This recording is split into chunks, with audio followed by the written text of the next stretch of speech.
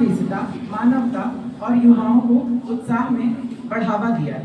इनकी मौजूदगी ही हमारे लिए सिर्फ एक औपचारिकता नहीं बल्कि एक प्रेरणा है। तो इसलिए जोरदार तालियां से स्वागत करते हैं हमारे मुख्य चीफ जस्टिस जो पेशे से लॉयर हैं और अभी स्टूडेंट हैं, पढ़ाई भी कर रहे हैं साथ साथ। धन्यवाद आदर्श जी। सबसे पहले तो मैं सबका बहुत बहुत धन्यवाद देना चाहूँगा। आज हमारे बीच में मानसी सोनकर मैम हैं जो कि IIT रुड़की से सीनियर एसएस फेलो हैं और इसके साथ ही कानपुर से चल करके हमारे बीच में कानपुर क्वियर वेलफेयर फाउंडेशन के फाउंडर और डायरेक्टर मिस्टर अनुज पांडे जी आए हैं। साथ ही मीरा फाउंडेशन की प्रोग्राम मैनेजर दीपशिखा मैम है और इसके साथ ही हमारे बीच में विज्ञान फाउंडेशन के लोग भी आए हैं। कौन कौन है विज्ञान फाउंडेशन से? आराधना कुशवाहा जी हैं और भी इसके अलावा सतरंगी सलाम के हमारे जो पदाधिकारीगण हैं एंड जब आयोजन होता है पदाधिकारीगण नहीं, वो हमारे एक तरीके से वॉलंटियर हर कोई होता है। हमारे बीच में हमारे दीपक कुमार बिन जी हैं जो कि हमारे ट्रेजरर और जनरल सेक्रेटरी एडमिनिस्ट्रेशन हैं। हमारे बीच में अमन सिरवाज जी हैं जो कि हमारे डायरेक्टर हैं। हमारे बीच में आसिबम दास जी हैं, संगम जी हैं और यूसुफ नूर जी हैं और भी हमारे टीम के सारे लोग हैं। और मैं इस कार्यक्रम का जो पूरा मैनेजमेंट है उसको देखने के लिए आनंद शुक्ला जी हैं और भी पूरा टीम है। मैं सबका बहुत बहुत आभार व्यक्त करता हूं कि आज सबके प्रयास से एक चीज होता ना कि मान लीजिए फाउंडर विमल दुबे हैं, मुख्य ट्रस्टी विमल दुबे हैं, ये कहने की बात होती है, लेकिन अगर कोई संगठन काम कर रहा है तो किसी एक इंसान के करने से नहीं होता है।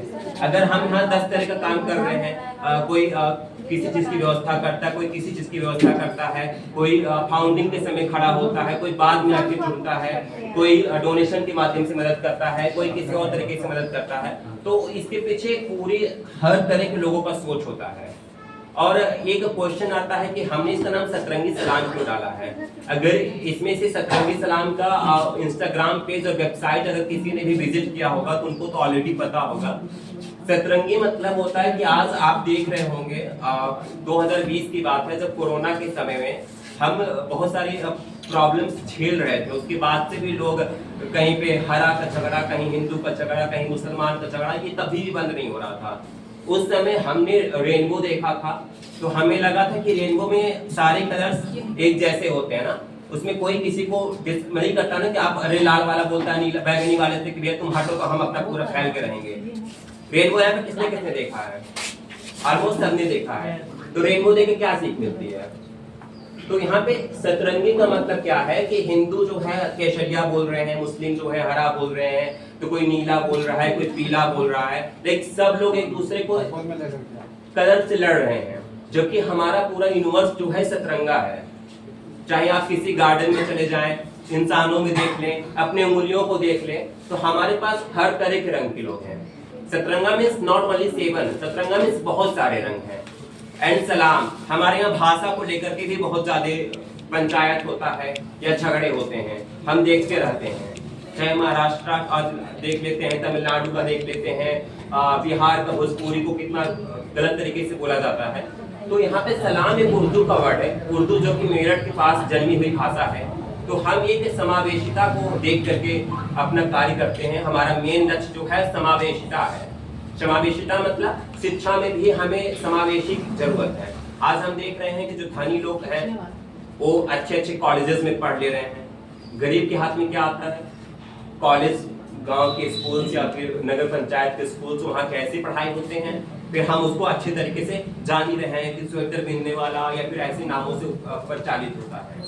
तो ऑल इंडिया सतरंगी सलाम एसोसिएशन विभिन्न प्रकार के मुद्दों पे काम करता है और हम इसको तो ऑनलाइन प्लेटफॉर्म के माध्यम से 2020 में स्टार्ट किए थे।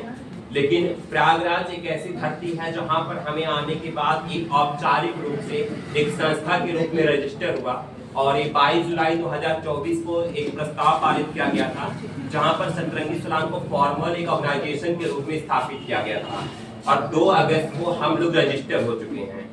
तो आज हम लोग 1 साल कंप्लीट कर चुके हैं और 1 साल में हम सब ने बहुत चीजें की हैं।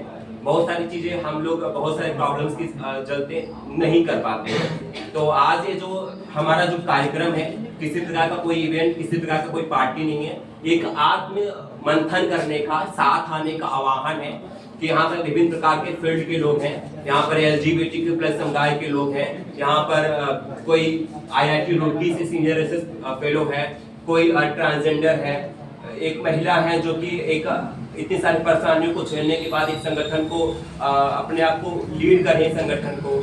और हम जहाँ खड़े हैं, गंगा फाउंडेशन परिवार है, हमारे पास UP-NP का परिवार है, तो हम लोग का मेन मकसद सबका एक ही है कि एक साथ मिल करके हमें चीजें करनी है।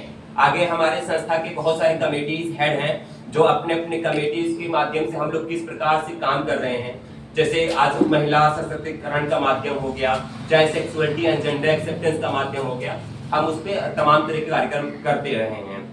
और यहाँ पे अगर किसी को सतरंगी सलाम के बारे में कोई इंस्टेंट क्वेश्चन आ रहा है या फिर किसी ने कुछ सोच के रखा हो तो प्लीज आप पूछिए। कोई भी अगर एनीवन, मेंबर, नॉन मेंबर, पदाधिकारी, कोई भी अगर कोई कुछ भी पूछना चाह रहा हो, आपके मन में कोई भी क्वेश्चन आया हो, हमारे बेसिकली हमारा जो मेन मुद्दा है वो इंक्लूजन है, समावेशिता। समावेशिता का अर्थ ये होता है शिक्षा में समावेशिता। शिक्षा किसी एक का हक नहीं है। 30 जो हमारा बजट है उसका 1/10%, जो 1/10 बोलते हैं ना, 10वां भाग जो होता है बजट का, GDP का, वो शिक्षा पे खर्च होना चाहिए। क्योंकि शिक्षा एक ऐसा चीज है कि अगर हम शिक्षा प्राप्त कर लेंगे तो फिर किसी को फ्री राशन की और चीजों की जरूरत नहीं पड़ेगी। एंड ये कोई पॉलिटिकल बातें नहीं है, किसी पार्टी से हमारा कोई संबंध नहीं है। हम एक ऐसी बात कर रहे हैं जो हमारी जरूरत है, जो हम जिस पे हम वर्क कर रहे हैं, इसमें किसी राजनीतिक दल से हमारा कोई लेना देना नहीं है। तो बेसिकली हम समावेशिता पे काम करते हैं, चाहे वो एजुकेशन में हो, चाहे वो हेल्थ में हो, चाहे घर पर हो। एक चीज हम पूछें, आप मान लीजिए घर पर हैं, आपके घर पे अगर मेहमान आता है, पापा बाहर से बोलते हैं कि चाय बना करके ले आओ, तो सपोज कौन, एक भाई है घर पे, एक बहन है, पापा बोल रहे हैं चाय बना कर ले आओ, कौन लेकर के जाएगा? बहन। क्यों? हम सोच के बैठे हैं। अब मान लीजिए बहन को चाय बनाने ना आता हो तो तब भी वही लेकर जाएगी। भाई बना कर दे रहा है अंदर से, तभी बाहर बहन लेके जाएगी, दिखाना है बहन लेकर के गई है। क्या ये सही बात है? सही बात नहीं है ना कि हम लोग पहले से सोच के बैठ रहे हैं कि भारतेंदु विमल दुबे हैं तो एक मेल है तो इनके अंदर बहुत ज्यादा क्षमता होगी कुर्सी उठाने की, वायु चलाने की, और मेरी बहन है मनीला दुबे तो वो लड़की है तो उनके अंदर एक क्षमता नहीं होगी। But in my case opposite है। मैं 2 कुर्सी नहीं उठा पाता, मेरी बहन 5 कुर्सी उठा लेती हैं। तो ये हमें देख करके नहीं करना है कि वो फीमेल है तो फिर हम वो नहीं कुछ कर सकती, हम मेल है तो हम सब कुछ कर सकते हैं। आपको आप आंसर मिल गया? किसी को और कुछ जानना हो? सतरंगी सलाम हम क्या करते हैं, हमारा क्या मतलब क्या उद्देश्य है या फिर क्या चीजें हैं?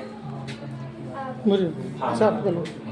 पूछना है कि जैसे आपने 1 साल लगभग आपका कंप्लीट हो गया है तो आपने संगठन का, तो एक साल के अंदर आपने कौन-कौन से काम किए? ओके, 1 साल के संगठन में अगर आप हमारा वेबसाइट देखेंगे satrangisalam.in, या फिर आपको संजय जी के द्वारा पम्फलेट किया गया होगा।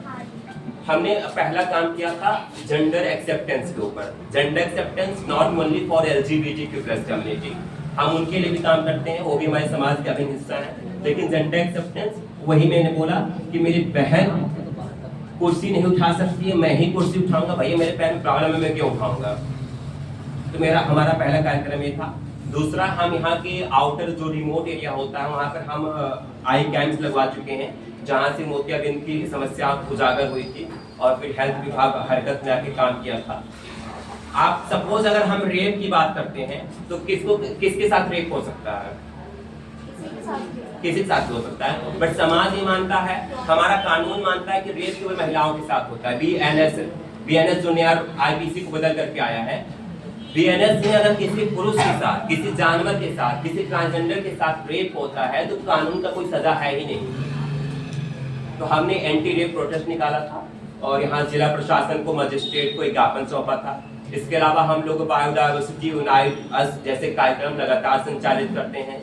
हमने कई जगह पे फ्लोर डोनेशंस किया है एंड सो ऑन। हमने 43 एक्टिविटीज, मेजर एक्टिविटीज की हैं। छोटे एक्टिविटीज जो विभिन्न कम्युनिटीज को ट्रेन करना हुआ, लोगों को फ्री लीगल सर्विस देना हुआ, मेंबर्स को चीजें बताना हुआ। आज नए लड़के हैं आदर्श पांडे, कभी शायद उन्होंने किसी तरह का होस्टिंग नहीं किया होगा। आज आनंद जी मैनेज कर रहे हैं, आदित्य हैं, या फिर यहाँ पे बहुत सारे लोग जो हिचकते हैं आज सामने आके बोल रहे हैं, अपना परफॉर्मेंस कर रहे हैं, बहुत बड़ी बात है। उनके होस्टिंग में लाख कमियां निकालने को हम चाहेंगे तो निकल जाएंगी, मेरे बोलने में भी कमियां निकल जाएंगी, बट इंस्टेंट हम कमी निकालने के अच्छा है कि हम आकर के यहाँ पे देखें। इसके अलावा और किसी का कोई क्वेश्चन? सर आपको ये प्रोग्राम जो है आयोजित करने का इंस्पिरेशन कहाँ से आया? मतलब किस मोमेंट पे आपको लगा कि नहीं हमें ऐसा करना चाहिए? ऑनेस्टली मेरे पास इसका कोई ऐसे आंसर नहीं है, क्योंकि कब मेरे साथ ऐसा हुआ मुझे कुछ पता नहीं है। लेकिन मेरे पिताजी बोलते हैं तुम मुट्ठे पैदा हुए हो। लेकिन मैं जब बच्चे घूमते थे तो मेरे को देख कर के प्रॉब्लम होती थी, रोड है ये है। मेरी बहन जो है बहुत चिल इंसान थी और मेरा अपोजिट था। जैसे हमारा गांव जो है नेपाल बॉर्डर पे पड़ता है, तो कहाँ एक सब यूज होता है, लेकिन टेंशन में रहने वाला इंसान। तो मेरे घर पे सब लोग बोलते हैं। तो ये कब स्टार्ट हुआ? मेजर जो स्टार्ट हम 2020 में किए थे, जब हम सतरंगी सलाम का ऑनलाइन पोर्टल बनाए थे, वहाँ पे इंस्टाग्राम पे फेसबुक पे। और जो मेजर चीजें हमारी शुरू हुई थी वो तो प्रयागराज के लोगों के सपोर्ट से 22 जुलाई 2024 को हम लोगों ने पहली बार इसको फॉर्मल तरीके से रजिस्टर मतलब स्थापित किया था। और लास्ट के 2 क्वेश्चंस ये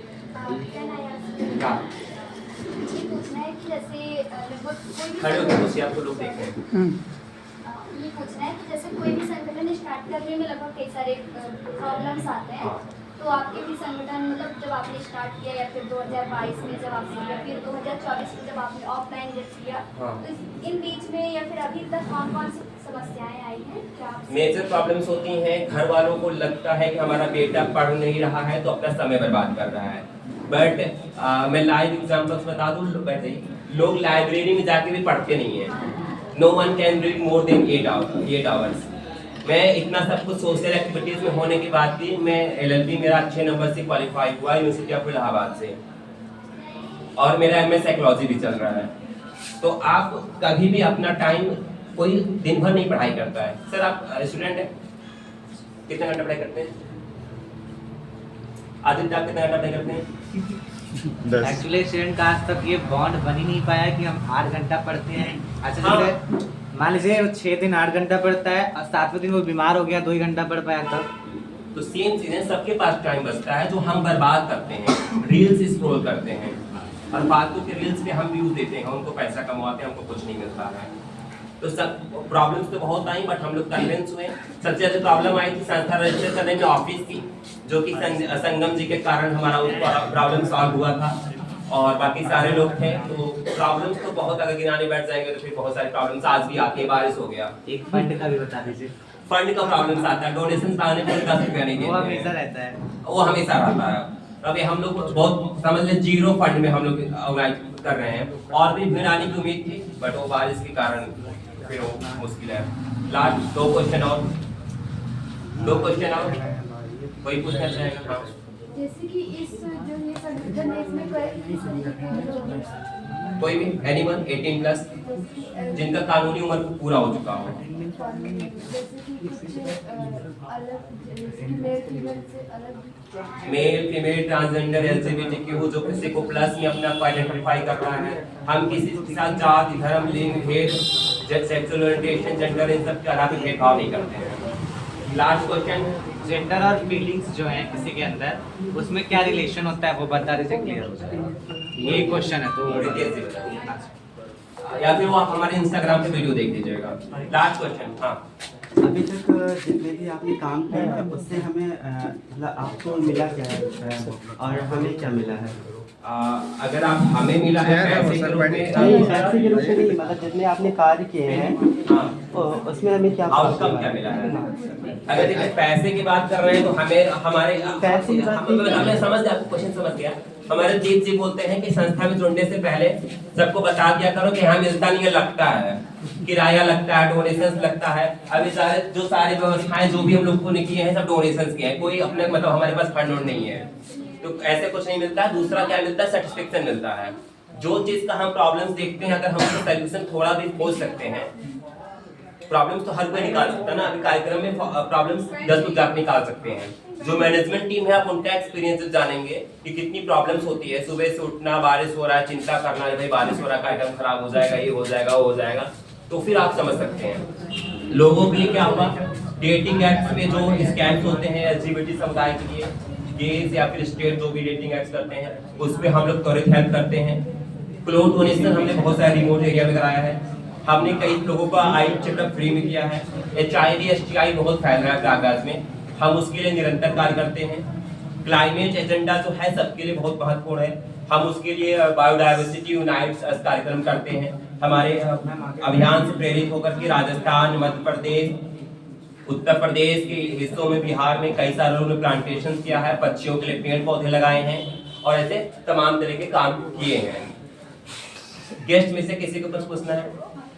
सवाल नहीं, एक सेकंड मैं ये जानना चाह रही हूँ, जैसे आपके संगठन के जरिए क्या आपने देखा साल भर में कोई बदलाव, या जो जुड़े हुए लोग हैं क्या उनके लिए अपने आप को एक तरह से सामने लाना, इसके अलावा जैसे आप जब इवेंट ऑर्गेनाइज कराते हैं तो जो जगह आप चुनते हैं क्या वो इतना आसान होता है एक्सेस करना? जैसे अभी हम जिस जगह में हैं मुझे नहीं लगता बिल्कुल सेंटर ऑफ द प्लेस है, क्योंकि सब में भी कहीं ना कहीं ये अंदर की तरफ है। तो मैं जानना चाह रही हूँ इन सब बारे में, क्या संस्था इस तरह की दिक्कतें होती हैं? ऑनेस्टली अगर हम जगह खोजने की बात करें, लेकिन मैं बता दूं जगह खोजने के पीछे हम फ्री देखते हैं। अच्छा। हाँ, क्योंकि मेन चीज है पैसा हो जाता है, तो हमारे पास डोनेशंस नहीं होते हैं, तो जो हमें फ्री का स्थान मिलता है तो हम उसे चूज करते हैं। दूसरी बात, हम हर इवेंट सिविल लाइंस और कटरा में नहीं कर सकते हैं, क्योंकि वहाँ के लोगों के लिए तो अच्छा मतलब आसान पड़ जाएगा, अब इधर लोगों को उधर दूर पड़ेगा। तो इस प्रकार से हम जिस शहर में काम कर रहे हैं वहाँ पे हमको जाने का मौका भी मिल जाता है, कभी झूसी में, कभी नैनी में, कभी झलवा में, कभी सिविल लाइन में, कभी कटरा में, कभी महदौरी में, कभी फाफामऊ में, कभी नॉर्थ मलाका में, कभी डांडी में, तो सो ऑन ऐसे ही। और हमने संस्था के लिए क्या किया है, आज संस्था में हमारी सबसे बड़ी उपलब्धि है, आज जो स्टूडेंट्स आज आकर के बोल रहे हैं, चीजों को एक्सप्रेस कर पा रहे हैं या चीजों को मैनेजमेंट सीख रहे हैं, एक तरीके से अपना हम लोग एक तरीके से एक्सपीरियंस गेन कर रहे हैं। हम कहीं भी जॉब करने जाते हैं तो एक्सपीरियंस मांगती है, तो आज आनंद जी इस पूरे इवेंट को मैनेज कर रहे हैं, तो उनको पता होगा कि इवेंट मैनेजमेंट करते समय किन किन परेशानियों को झेलना पड़ता है।